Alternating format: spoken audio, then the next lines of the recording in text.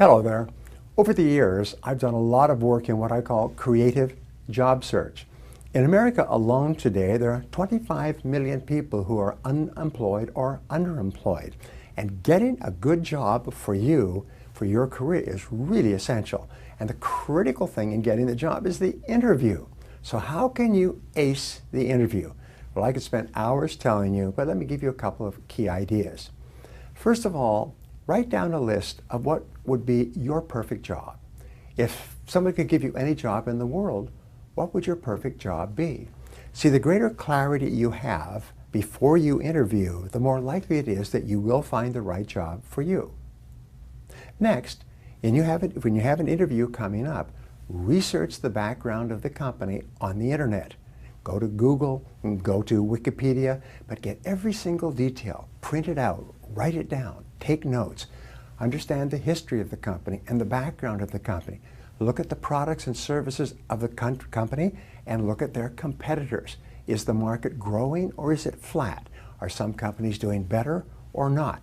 When you go in there, you should be very knowledgeable about the company and the industry where you're interviewing. Next, learn as much as you can about the person that you're talking to and prepare a series of questions to ask. The key in the interview is for you to interview, not the other person. When you go in, ask a lot of questions about the business, where it's going, how it is today, where the possibilities and opportunities are for the future, the key skills that they want and need, the sort of things that they would want from an ideal candidate, and so on. The more questions you ask, the more impressive you will be at the interview. And here's the final key, and it's so simple, it's unbelievable. Immediately after the interview, no matter what happens, go home and write a thank you letter. Just go home and say, thank you very much for taking the time to interview me today. I very much enjoyed meeting you, and I really hope that something good comes out of our talk together, and I wish you a wonderful day. Write it by hand, not an email. No. Get a card from Hallmark if you like, write it by hand, address it by hand, put a stamp on it, and mail it off. Here's an incredible discovery. I read this 25 years ago, and I read it last week. Is that many people interview for the job, and you know what the company does?